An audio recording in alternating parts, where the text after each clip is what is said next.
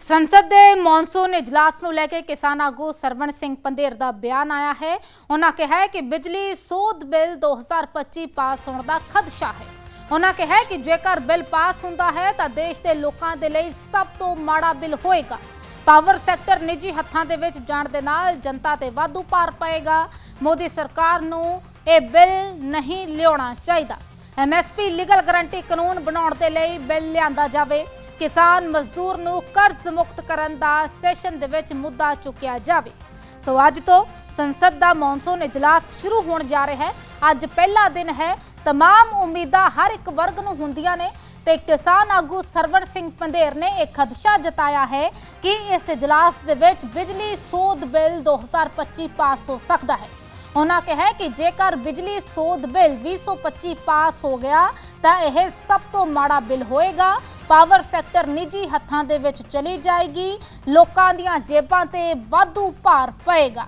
इस नाल ही सरवण सिंह पंधेर ने मंग कीती है कि इजलास दे विच MSP लीगल गारंटी दा कानून लिआंदा जावे, वो बिल पेश कीता जावे। मानसून सत्र पार्लियामेंट का न्यू दिल्ली में शुरू हो रहा। लगभग 17 बिल लाने का प्रावधान है। उनमें से एक बिजली संशोधन बिल 2025 भी हो सकता है, जिसके साथ अगर ये बिल पास होता है तो ये पूरे देश के लोगों के लिए बहुत बुरा बिल होगा। क्योंकि जो पावर सेक्टर है, अगर ये निजी हाथों में पूरी तरह चला गया तो उपभोक्ता इतने बिल नहीं दे सकेंगे। जिस तरह से हमने देखा, पहले भी प्राइवेटेशन बहुत बड़ी तादाद में इलेक्ट्रिसिटी का कर दिया गया है।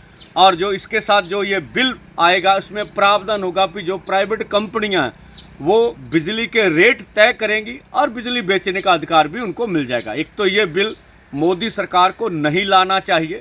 इसके खिलाफ आम लोग आंदोलन कर रहे हैं।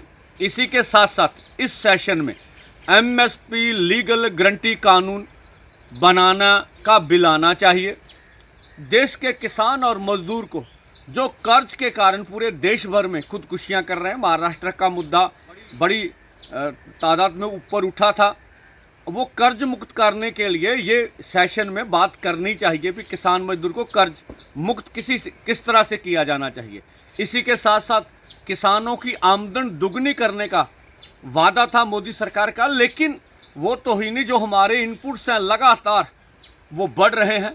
वो किसानों को बहुत नुकसान हो रहा और अभी तक हमारी आमदन में कोई बढ़ोतरी नहीं हो रही। इसी के साथ साथ जो अमेरिका के साथ मोदी सरकार खेती सेक्टर, डेयरी क्षेत्र और अन्य क्षेत्रों में समझौता कर रही है, उस समझौते पर चर्चा होनी चाहिए।